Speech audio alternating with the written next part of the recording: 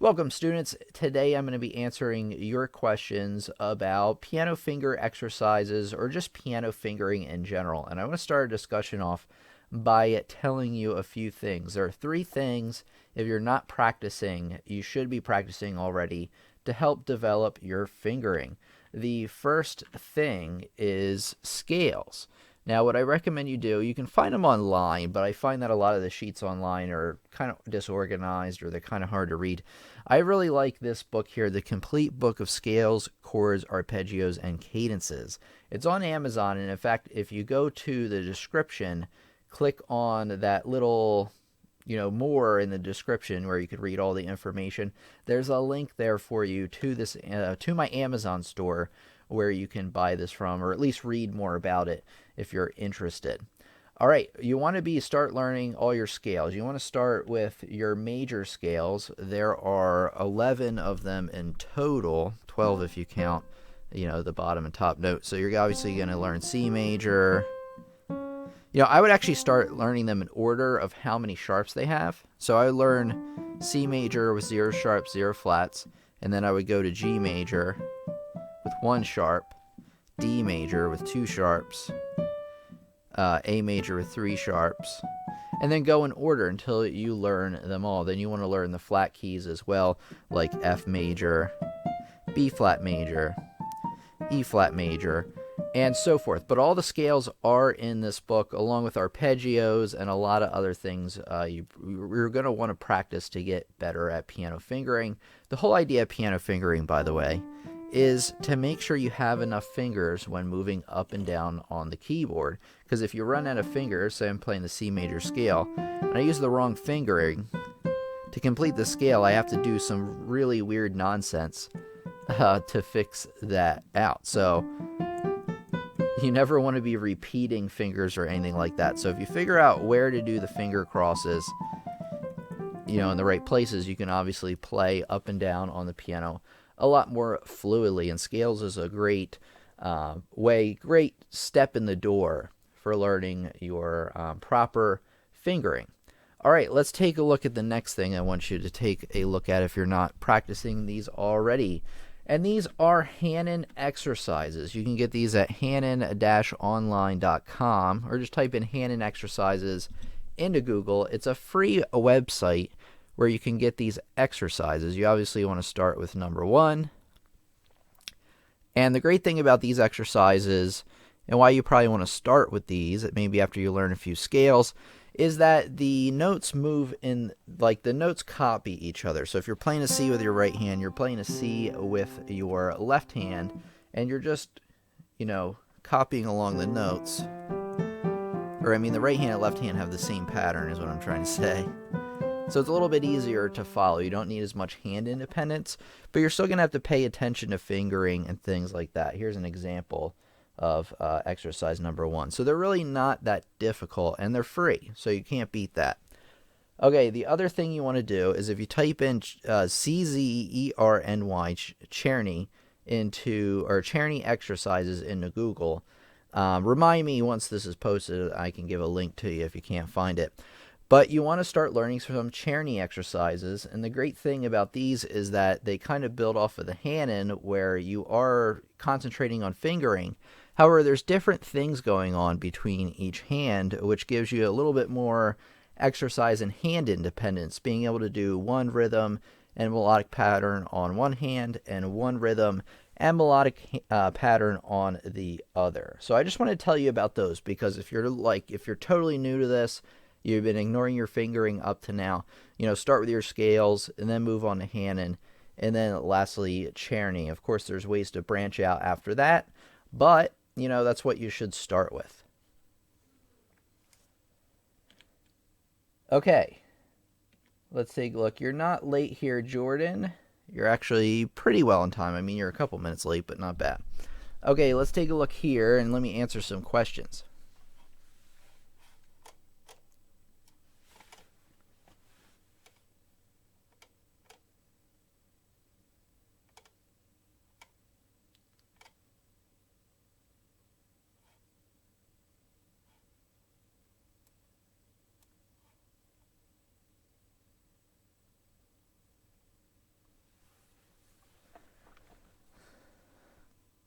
Okay, our student Real Winslow fan asks, I'd like tips on playing scales in contrary directions and extended scales from 1 to 2 octaves.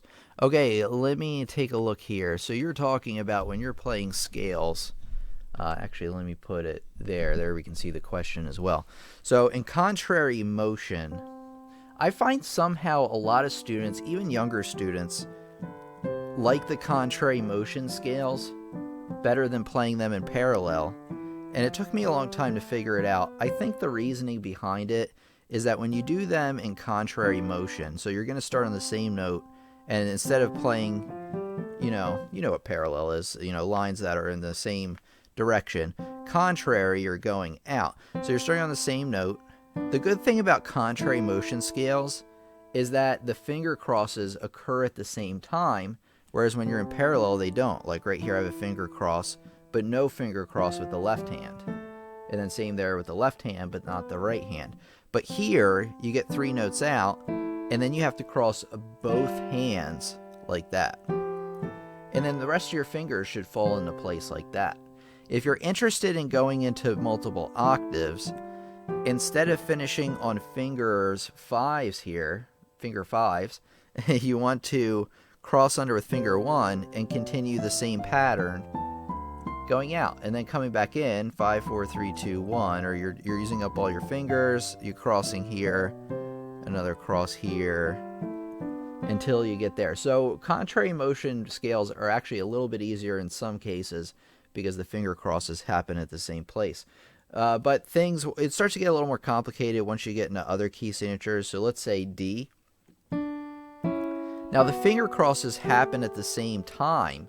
However, you have to now be careful that, sometimes you'll have a sharp in one hand and not the other. As you can see here, you start on the same note. You have a sharp on your left, not on your right, and then it switches there. So you have to be careful of the key signature, and it's a little bit harder to do when you're not playing the same note. So it's a little bit of a double-edged sword. It makes it easier fingering-wise, or when you have to cross the fingers, but it makes it a little bit more difficult in terms of paying attention to the key signature. So learning your scales in contrary motion is a great way to practice to make sure you really understand that scale and the notes going on.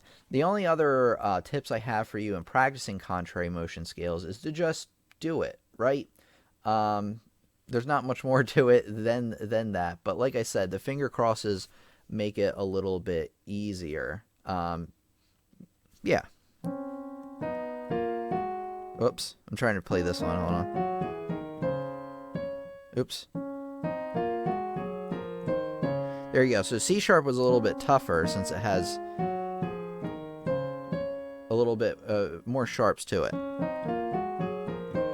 But it's not really that bad. It's the same fingering though. So once you learn the fingering going in parallel, it's the same fingering. It's just with your left hand, you're going down first. You're descending rather than ascending along with the right hand. So you can double check your fingering for each scale using the parallel scale. All right, and then in terms of going multiple octaves, I kind of alluded to this when I was talking about the contrary motion, getting out to this first octave and then crossing one more time. You can apply the same thing when you're learning them in parallels. Like when you get to the top of the scale, the next to last note is where you're going to want to cross to continue going. Now, obviously, you could finish it like that and come back down, but that's not what we want to do. You want to get to this next to last note, and then you want to cross under with finger 1, and then you want to cross over with finger 4 here to keep it going. And actually, if you want the fingering and exactly what fingers to use, the scale book I mentioned earlier, the one on Amazon, and actually a lot of other websites have it as well. The one on Amazon I mentioned, the complete book of scales, chords, and arpeggios, they give you the finger crossing, and they even do the contrary motion in multiple octaves. So that is what I recommend right there for that. But great question.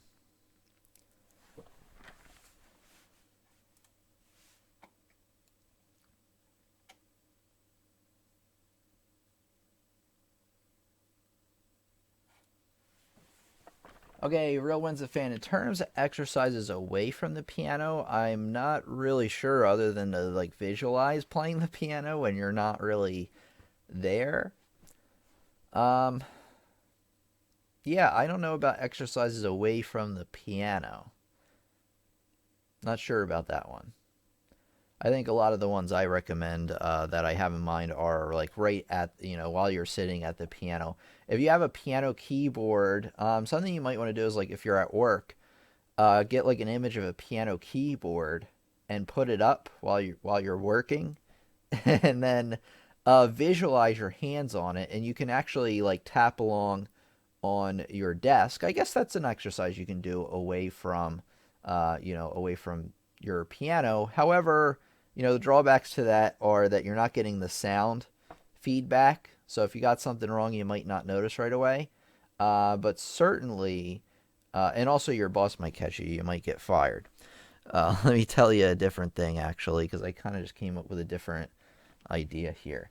So let's see, piano scale. I think it's pianoscales.org. Yeah, I'll just type in piano scales. You can go to pianoscales.org, and actually here they have mapped out for you the scales along with the fingering. The only thing I don't like about it is they only give you one octave to work with here. But, if you're at work or something away from the piano, here's your visualization right here. And then you can just kind of like with the key of D here, they have the notes highlighted there. You can just kind of mimic along maybe on your desk on how to play that. Okay. Hey, Linda, how's it going? All right, on to Barb's question.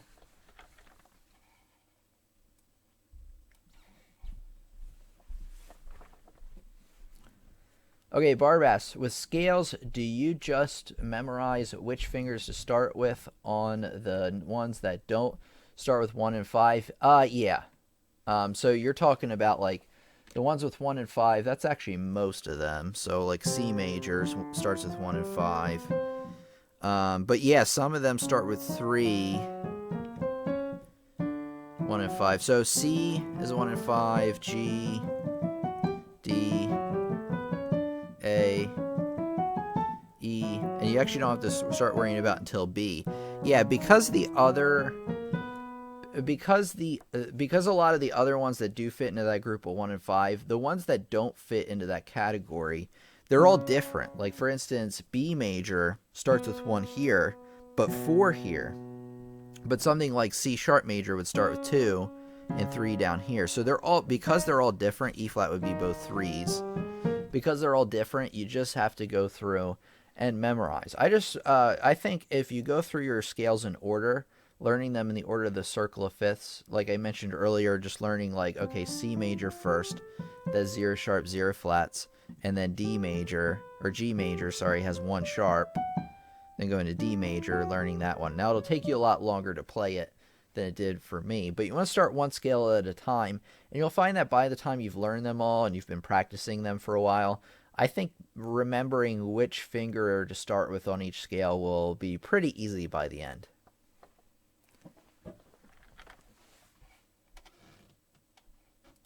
Hey Gary, how you doing today?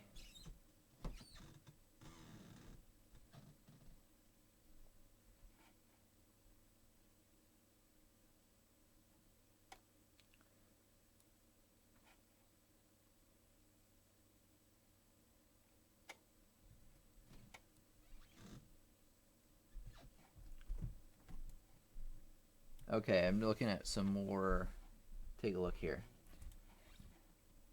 Okay, Jeff Tube says, so I have this thing where I can play my finger exercises with my right hand or my left. Whenever I try to do both hands, I mess up. What should I do?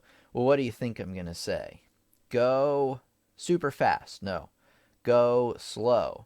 Now, you may be thinking, well, can you give me more information than that? Well, sure, I can. What I would do is I would learn whatever exercise it may be. Like, so say we have this Hanon exercise I brought up earlier, right? And so say I can get it hand separate, no problem. Let me show you what I'm doing, actually. That would be helpful. I can do it hand separate, no problem. But when I put it hands together, like you mentioned, it just falls apart. Well, you want to go slow, and kind of break it down even further than that is maybe you even want to turn the notes. So we have 16th notes here. Maybe you want to turn them into quarters instead. 1, 2, 3, 4. 1, 2, 3, 4. And if it starts to fall apart, you need to slow it down even more.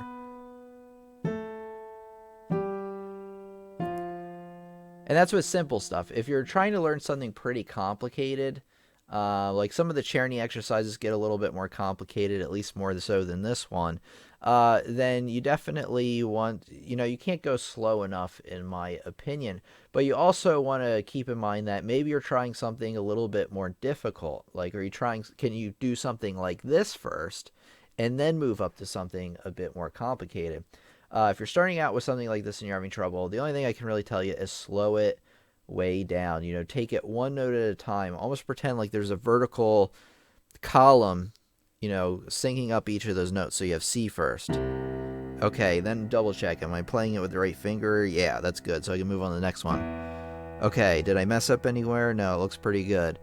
So seriously, you might have to go this slow, just going note by note, and double checking your fingering along the way. And then what'll happen is after a few days of doing that, then gradually each time you play it, you can make it a little faster. If it totally falls apart, what should you do? Slow it back down. So slow practice is what I recommend for this issue.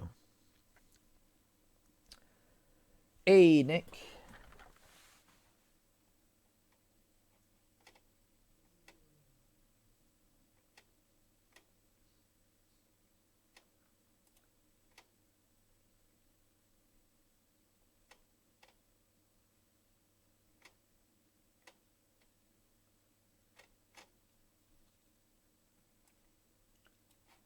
Okay, let's take a look here from Barb Moody.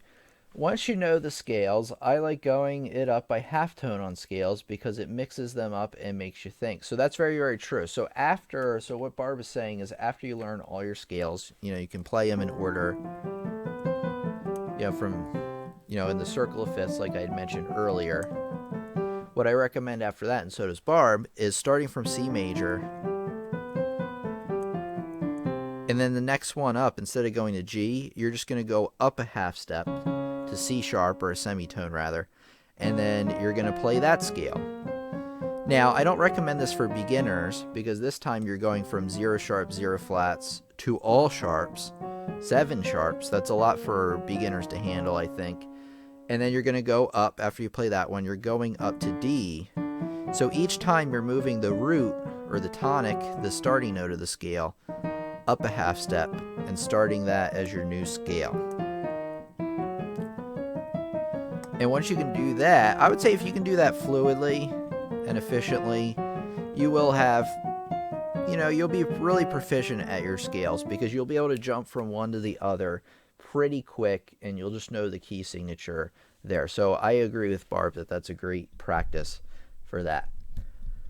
Okay, let's see. Rich says, Jeff, you should slow it down at first and slowly increase the speed. All right, Rich is already way ahead of me. Perfect.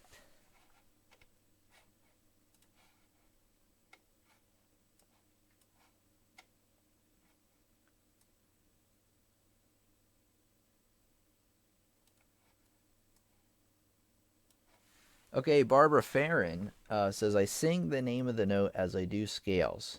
Helps me keep focused on where I am in the music and exercise my voice as well, and should help me learn to read music for voice. All right, that's a very good suggestion. I don't sing personally. Sometimes I will, actually, if I'm just kind of practicing singing along with something. So I don't use that as a regular part of my practice, but you might want to try that little tip out. It might help you out when you're learning your scales. All right, Rich says, oh, Barb, that's how I do it. Then I go backwards doing the minor scales. Okay, so he's talking about, I think, the half-step thing we talked about earlier. Real Ones That Fan says, book looks like the Alfred book. Hold on a second.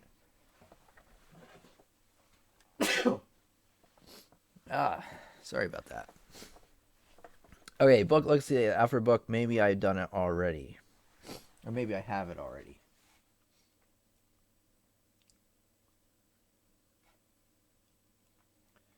Salvador says, Tim, I have a question, but do you mind if it's the only question that's not on topic? No, I don't mind. I will answer it.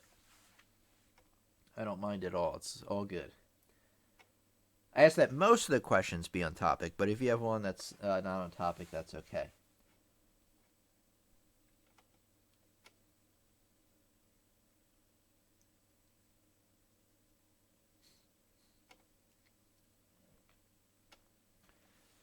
Okay, Karen says for the tip about reading music or practicing music away from your piano, Karen says, away from the piano, and welcome, Karen, by the way. Away from the piano, I use a phantom keyboard such as a book or my lap to practice fingering scales. Get some old looks, odd looks, I meant to say, when I'm on the bus. Oh, I bet. Real One's a fan says, good sight, thanks. Might set the image as my desktop background at work. Fuddy Duddy says, did Bach write most on his music with arpeggios, except for sheep may safely graze, although even that is arpeggios. It's just that arpeggios are a common fact of life, a common thing they use in music. Even Bach's Prelude in C is very arpeggio based. You're really just playing arpeggios throughout the whole thing, but not all of Bach's music. So Minuet in G by the that wasn't written by Bach, but it's considered by some a Bach piece. It's very in his style. That one isn't arpeggios, and he does write. Actually, if you look through the Well-Tempered Clavier, which is where the Prelude number 1 is from, there's many other preludes, and if you look at any of the other preludes, they're actually not arpeggio based or as arpeggio based as that one.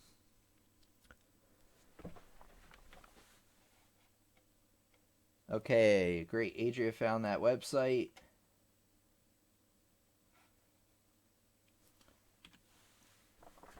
Okay, Astonishing asks, when reading sheet music, how are you supposed to know what fingers to use to play the notes, or do you just play it with the fingers that feel right? Well, that answer is actually a combination of a bunch of things. The first thing is that if you have a passage in your music and it's a scale, right? Scales happen in music, like a whole scale. You'll just have a run-up scale or something like that.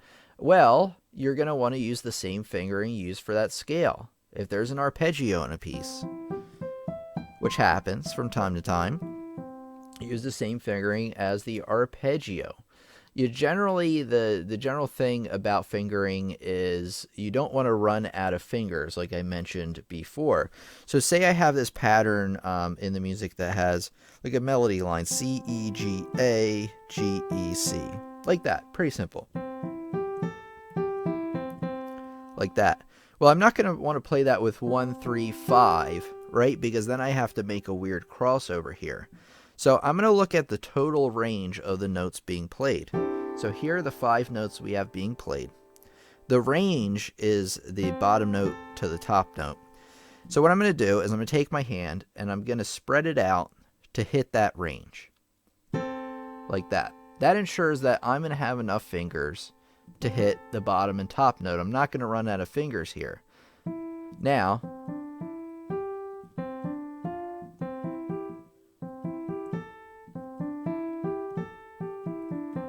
so now what I'm going to do is I'm going to position, now that I have the outer fingers positioned, I'm going to position my inner fingers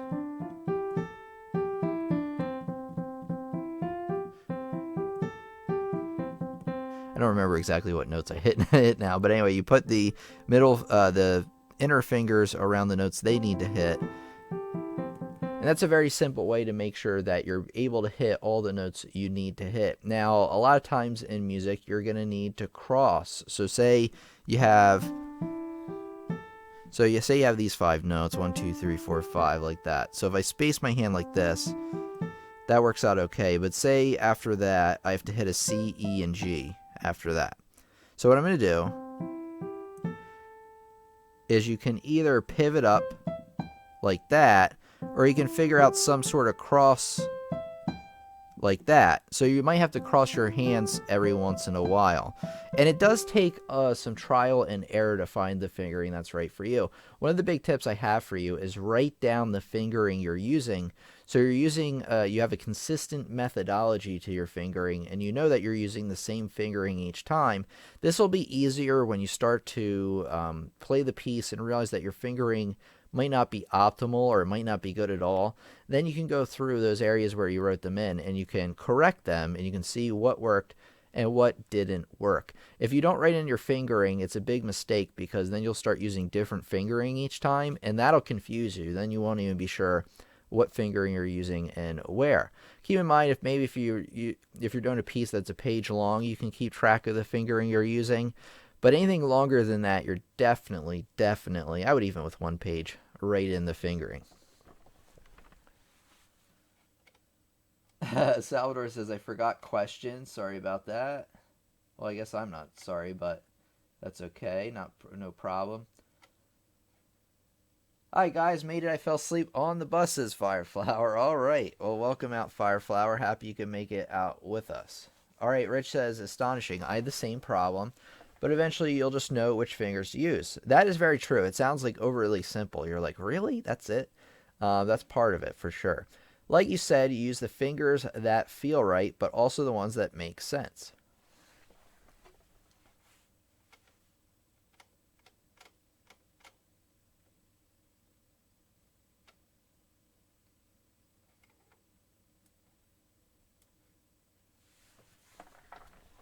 Okay, Real Ones fan asks, what exercises would you recommend for strength building? I'm doing okay now, but I had a hard time getting my right hand finger for strong enough to play stuff.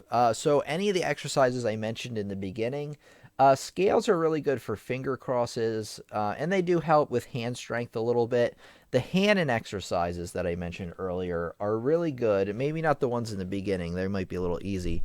But as you get along into the more difficult ones, they will start to challenge your reach and your strength between your fingers. Actually, each Hanon exercise has a finger grouping that it exercises. So taking a look at this one, I want you to notice with this, even with this number one, this easy one, that instead of just playing a 5-finger pattern from C to G going down, notice that how they have this claw thing kind of going on with this example. Well, this is helping strengthen your fingers between your thumb and your pointer finger here, which don't really need a lot of strengthening for most people. A lot of people, their strongest part of their hand is right here. This is really where most of your grip comes in, is where your opposable thumb meets this first real finger here. Now, the weakest part of your hand is probably between 4 and 5. You might want to try trilling on a note between 4 and 5. That's a good workout, even though trills really aren't done that way. But certainly you could do that. But even with this exercise I was showing you earlier, now there's a claw in the right hand, strengthening your really strong part of the hand. Big deal, right? So what's the point of that? Well, in your left hand, the strengthening part is actually between here and here. That's where the gap is that you need to hit. So you're really exercising the control between those two fingers. So by going through the Hanon exercises, all of them, doing them slow first and then bumping up the speed, that will really help with your finger strength between each of your fingers.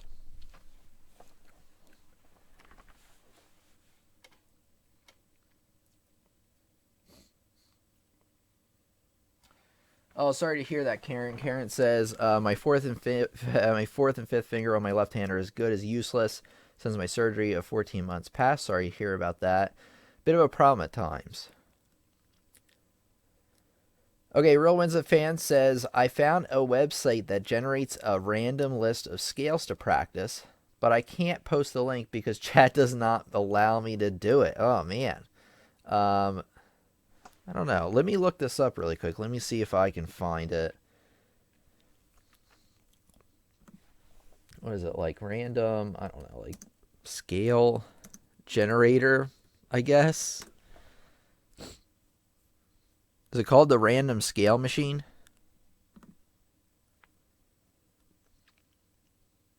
Is this it?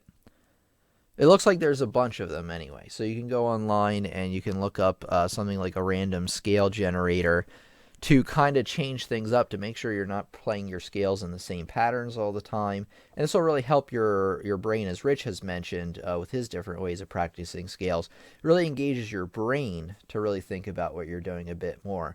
But I recommend you learning them in order again. Again, I recommend that if you are a beginner just starting out. Okay, that's a great idea, Barbara.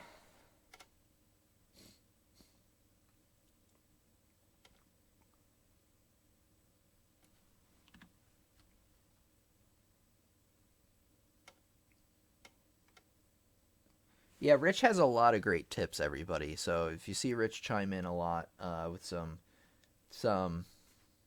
I don't know expertise, he does.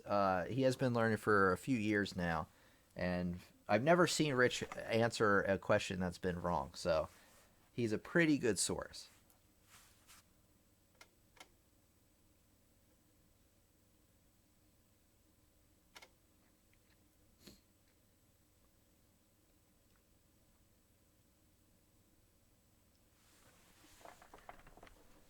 Okay, Barb Mooney says, Tim, would you post the websites you have mentioned in the lesson? The answer is yes. The Hanon one, Czerny, and Scales. Yeah, so let me.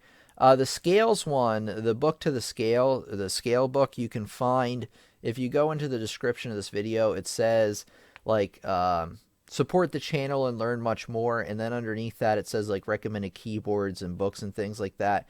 If you click on that link, you can find the link to the book I was talking about from Amazon.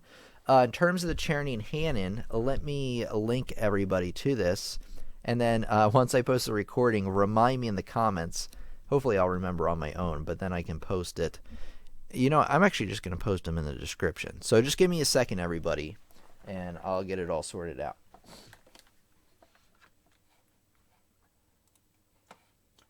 Okay, so just looking up some things here. I'm actually not going anywhere. So keep the comments and questions rolling if you still have some.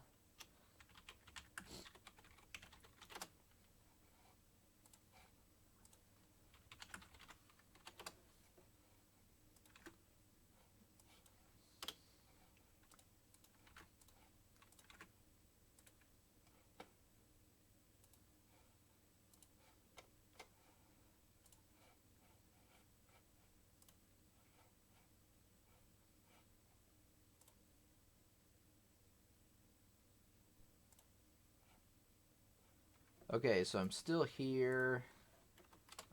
Hanon Exercises.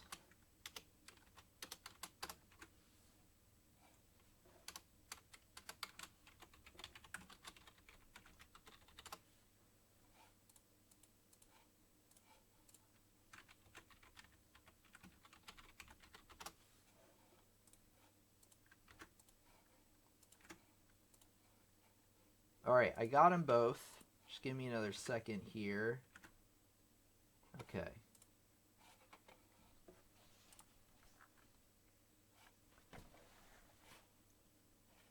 All right, I'm back. I actually didn't really go anywhere. Okay.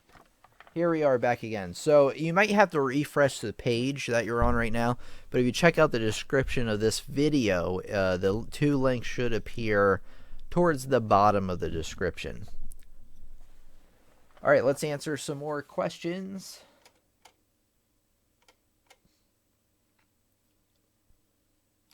Real Wins a Fan says called Random Note Picker, so make sure to look that up online to check that out.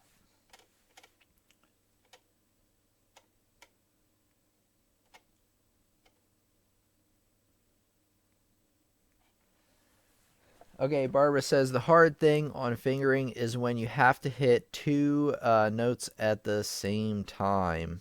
Oh, like in hymns. Okay, so that can be a challenge as well in hymnals and things like that, where you have multiple things going on. The thing I recommend for that is to, like I mentioned before, write down the fingering you're using. Make sure you have enough fingers between each hand to hit the notes that you're going to hit. If you feel like you're always messing up a certain hymn, then write in the fingering for that. and keep practicing it, just like I said. So you develop using the same fingering over and over again, rather than just kind of like improvising what fingering you're using.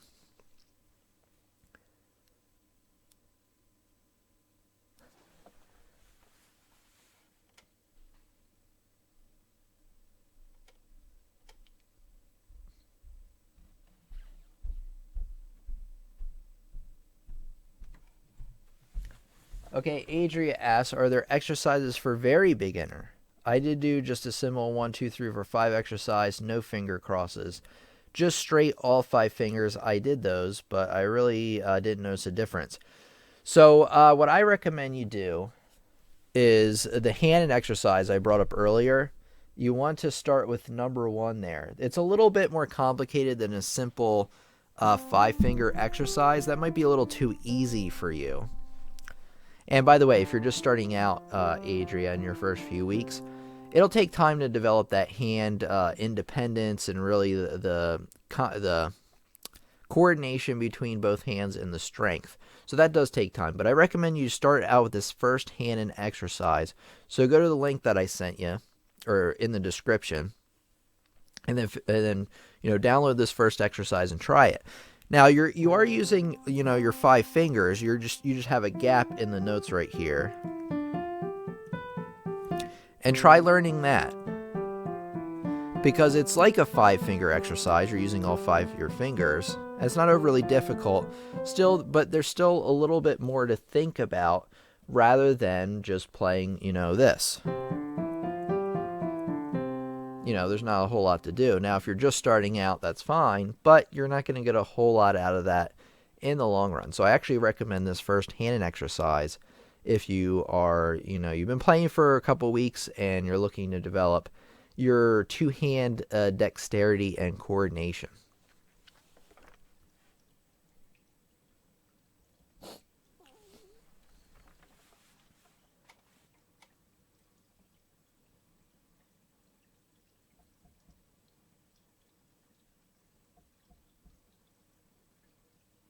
Okay, Karen says, have avoided the Hanon so far, but we'll get to it. All right. You will notice a difference if you learn a lot of Hanon exercises, or, more than 10, and you practice them. You will notice a difference over a couple of weeks.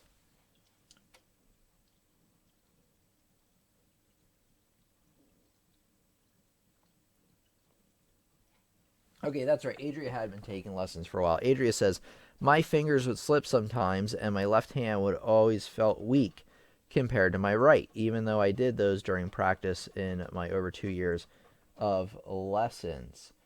So let's see, left hand felt weak compared to your right, right? Yeah, that's very normal, especially if you're right-handed, right?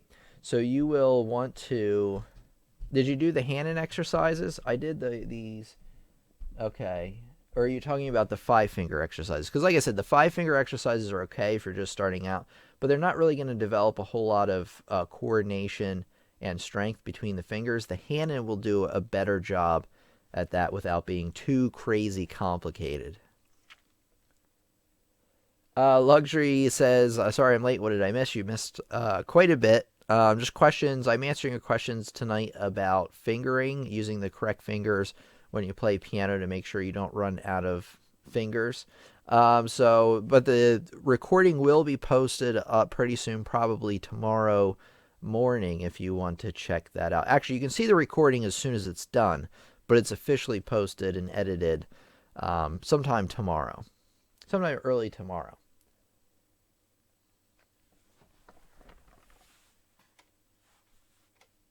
Okay, Rich agrees with the Hanon exercises.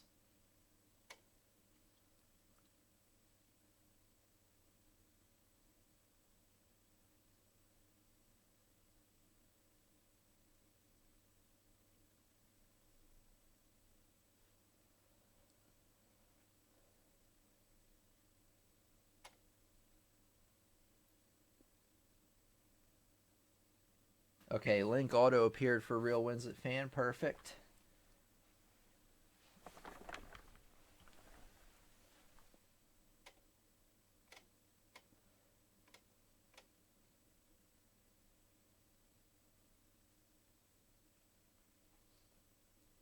Jordan says, so sad. Sorry, Tim, I have to go, but we'll continue to watch later once you have posted the recording for days and tonight's lesson. All right, well, sad to see you go, but glad you could join us, Jordan.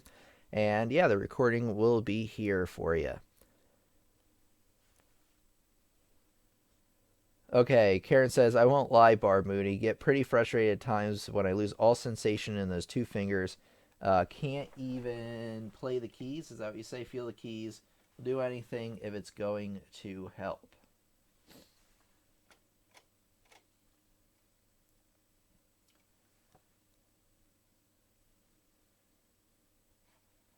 Okay, let's see.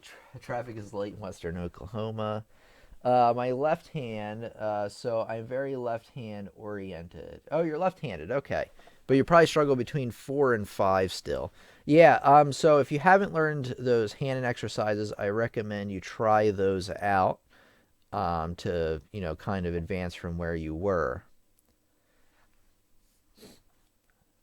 And that's something that, I don't know, it takes time. Like, I hate just saying that it takes time because you're like, well, can you tell me any more than that?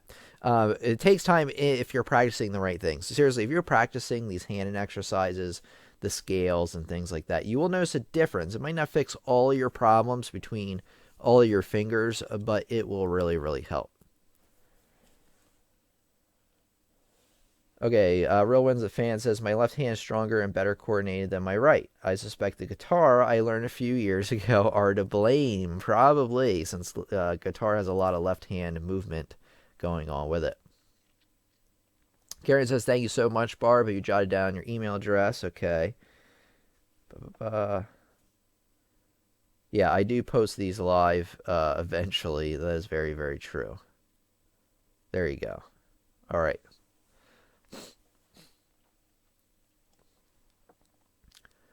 Okay, everybody. We're getting up to the hour. We're like on the last quarter or so. Do you have any, last few minutes questions or any more questions about the, appropriate finger to use, exercises that you should be using?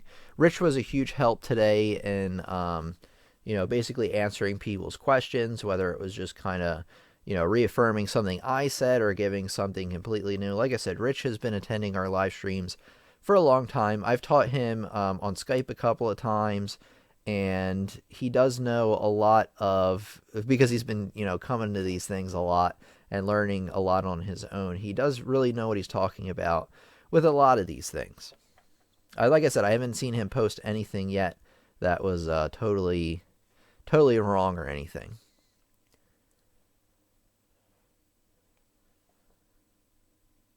Okay, can I give any tips on playing Fairy Fountain? Maybe. Let me find that since we're kind of at the end. Yeah, I can take a look at that.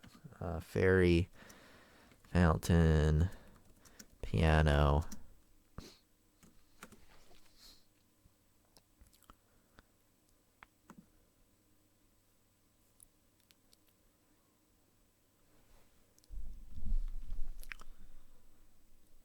Okay. So the problem with Fairy Fountain right away is I see, well, if you know your chord inversions, the beginning doesn't seem so bad.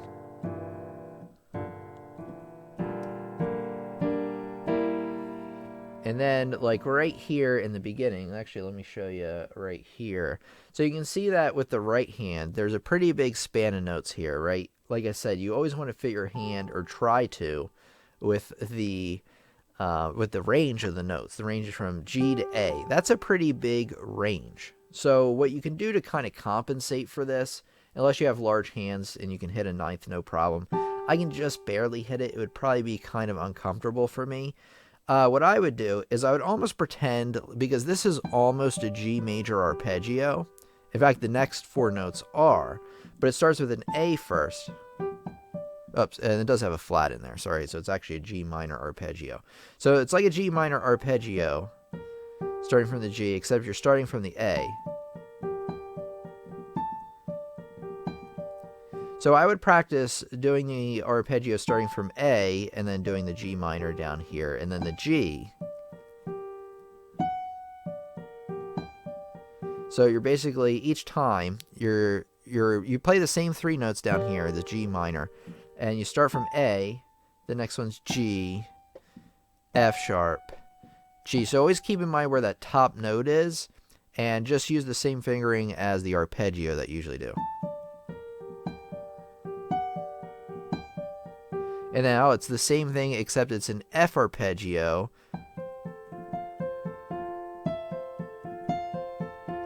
And that works out okay. And then let's see.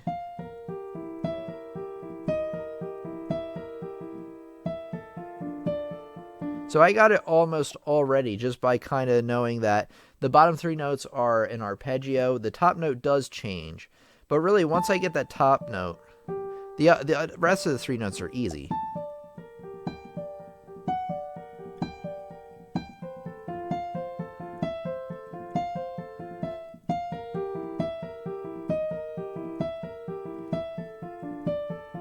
See, already I have the right hand down. Now, obviously, I'd put the left hand, very slowly to get there. But that's generally what I recommend for that one, is just to look at the bottom three notes of the group of four as a regular arpeggio. Use the same fingering you would use for that.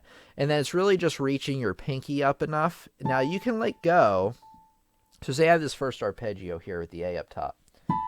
You can actually let go of the A like that. And jump your pinky up every once in a while.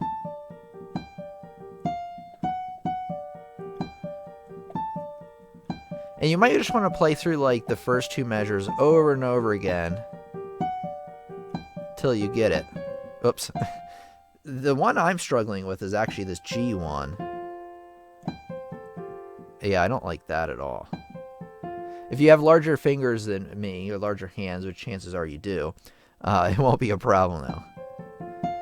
I can actually still do it.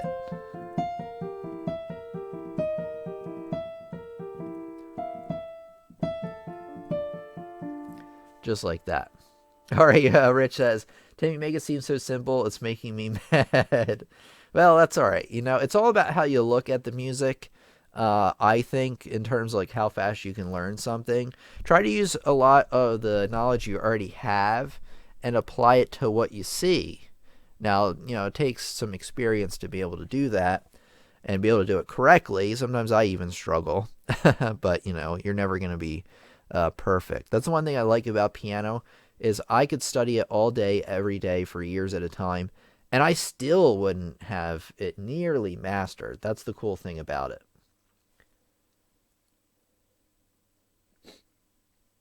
Someone needs tips on the spell of fairy. Yeah, fairy. Can I explain the rolled chords? Yeah. Oh, you mean in the beginning here? Yeah. Okay. So the rolled chords in the beginning, Rich is talking about. First of all, I would just learn them as block chords and be able to play them well first, which chances are you might be able to do that already. If you're having trouble at figuring out what notes to play, look at what chord is going on in that measure. So you've been around a lot, Rich. You know like what a root position chord is. First inversion, second inversion. Most of these are G minor chords though. So you have G minor. The second one's an E diminished. Then you have G minor in first inversion. Then you have G minor in second inversion, back to root, and then you have that E diminished. So I would think about it like this. G minor. Then to get to this E diminished, all you have to do is move this note up one, the one with the thumb. So those first two are easy. And then you're going to just pretend like you're inverting that G minor triad, which is actually exactly what's happening. And just by thinking about it ahead of time, I can play it a lot faster because I know what's going on. G minor, then you raise that note up one, then you invert that G minor. I've played my inversions, again and again and again. This is one of the reasons we do that. So the rolled chords and how to do that appropriately is, and again, this takes time and it's kind of a feel kind of thing. You want to have your sustain pedal down first of all. And you want to roll from the bottom note to the top. And you want to see how fast you can get it.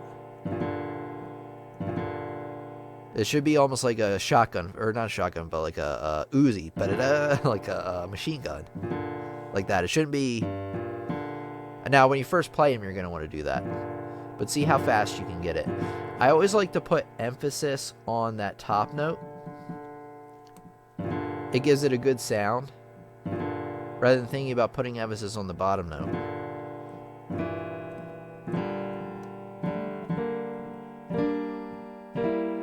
And once you can get it, and then you want to play them slow like I did, and then see if you can do them fast.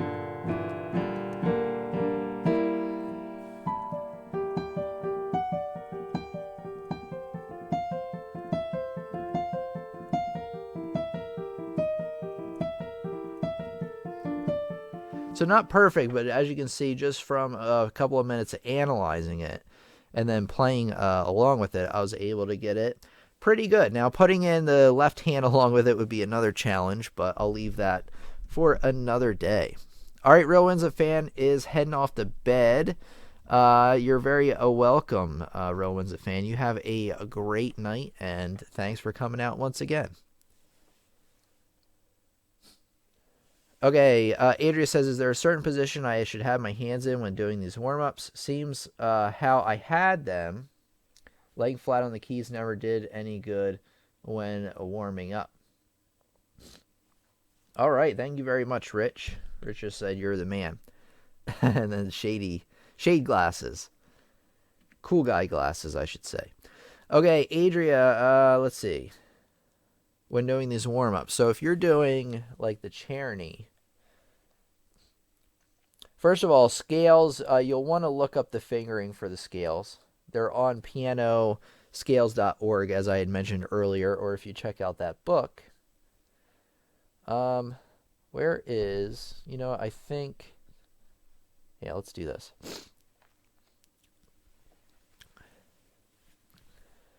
Okay, the good thing about the Hanon exercises is that they tell you exactly what fingers to use, especially in the beginning. And then you're just moving, that pattern up one note each time. With scales, the fingering depends on the scale, but like I said, you go to pianoscales.org, they give you the scale. Oh, wait, maybe they're right here. Yeah, they're right here. So pianoscales.org, they actually light up the keys for you to tell you where they are. But then they also have the fingers of what you want to use there. So you always want to look them up if it's something you're not sure about. And then in terms of like placing your fingers, one thing I don't talk about enough on the channel, mainly because it's kind of hard to show on camera, is that when you're playing, you don't want to have your fingers flat like this, like you mentioned. It makes it hard to play. You almost want to like pretend that you're holding an invisible ball. Not like you're grasping an invisible ball, but like maybe grasp and then let go your muscles a little bit. And then having your hand like that, it should be very, very relaxed. There should be very little muscle tension in your hand when you do this. And then set your hand where you want it. But keep them curved. They should never be flattened like this because that makes it very hard to do the finger crosses and everything else like that. When you have them gentle, then you can move. Also, by having them like this, like you stretch them out and then just let them go. And there's no muscles going on in my hand whatsoever. By having the muscles relax in your hand, you're also able to respond to the note crosses and everything a lot better.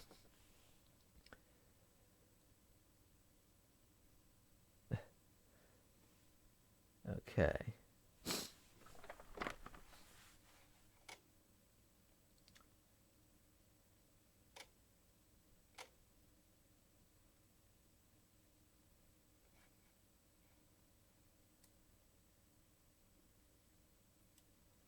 Oh, great question here. So Karen asked Tim, here's a question, any get out of jail free chords? I never heard that one before, but I like it.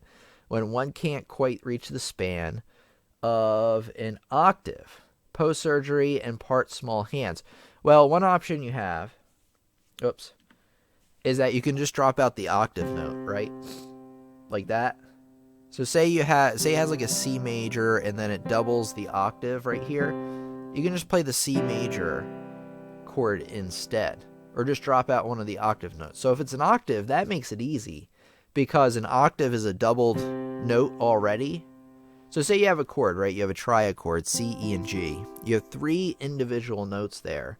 But say that they wanted me to play this octave up here and those 3 notes as well. But, you know, I'm still playing 3 individual notes, C, E, and G. So the chord will sound almost the same whether I play it the way they want it, like this, or just playing the bottom 3 notes like this. So you can actually cut out notes if you want, especially if it's an octave. Sorry, everybody, my allergies have got me going a little bit.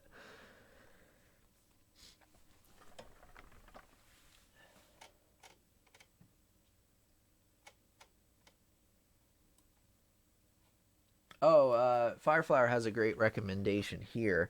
One exercise I've been trying to do is playing the scales with the left hand in pianissimo and right hand in forte, and then in reverse. Oh, that is not easy.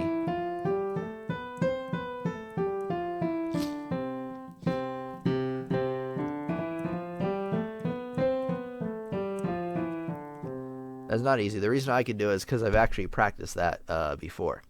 All right, everybody, I'm going to start wrapping it up here. We had a great discussion tonight. We had a great Q&A session where I answered a lot of your questions. I'm so happy with the questions that everybody had tonight. Really kept the discussion going. I especially want to thank Rich for really contributing a lot tonight, and everybody else. Everybody really had something to bring to the table. And even if you just sat back and relaxed and enjoyed the lesson, I still appreciate it, because one of the great ways to support the channel is really just by being here, and I really appreciate that. And like I always say now, and it's so true, that if you never started watching my videos, never started engaging, asking questions, things like that, I would have stopped doing it a long time ago. So the fact that this channel is here, still here, is a big thanks to all of you. All right, hold on, everybody. My allergies are just like...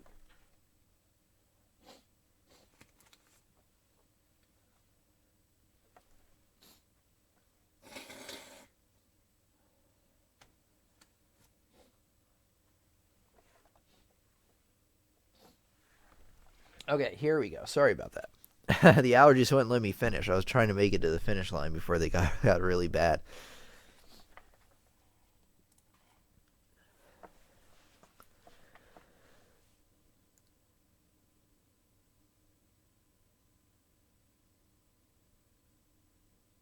Okay, Adria, what I want to do is I want to link you to a video I put out recently on learning your scales.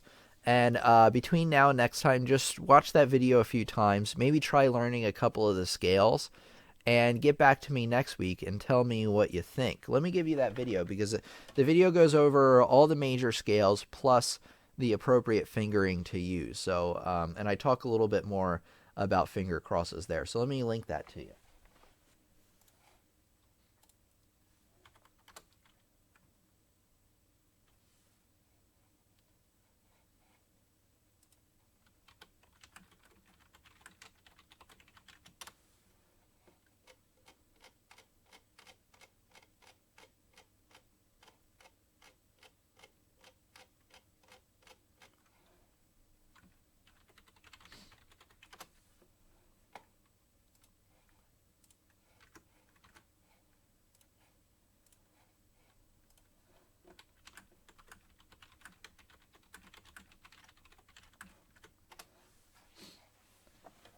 So there you go. There's a lesson I recommend you check out. I would actually go to that and bookmark it right now, because once I end the live stream, YouTube might kick you out of the page. I'm not sure. Or kick you out of this page, not the one I sent you. All right, everybody. One thing I want to tell you before you go is that if you're looking to learn a lot more, you liked our discussion today, you liked the videos here on the channel, and you're looking for a way perhaps to learn more than ever about piano music, while at the same time perhaps helping out the channel, what I want you to do is go to pianolessonsontheweb.com. I'll make sure to link you in the description, where I have over 20 courses. I'm actually working on some new ones right now, all designed to help you learn a lot more about piano music. So whether you've just joined our channel and you're learning the basics, or whether you're, or if you're past that and you're looking to become more of an intermediate or advanced student, there's a lot here that this website can offer you. Same kind of instructional videos you can expect from here on YouTube, but along with printable sheet music examples, assignments, activities, and a lot more to help your learning.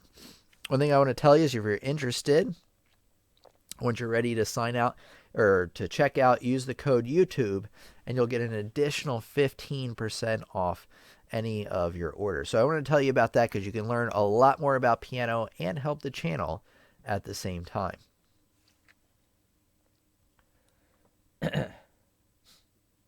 All right.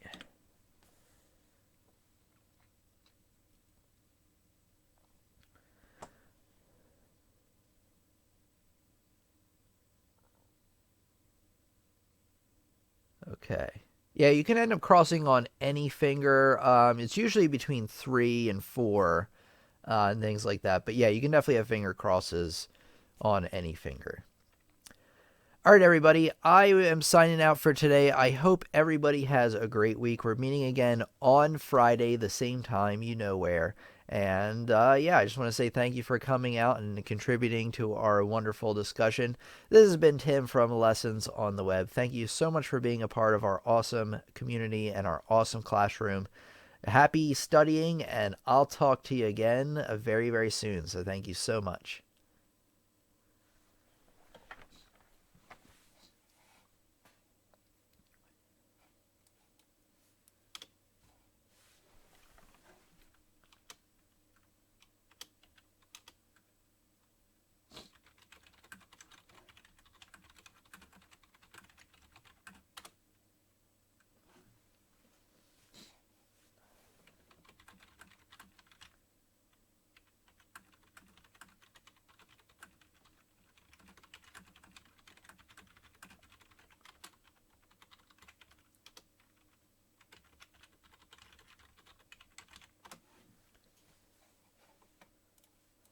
All right, thanks everybody. Have a great night. Thanks again, Rich, for being a star player today. And yeah, have a great night, everybody.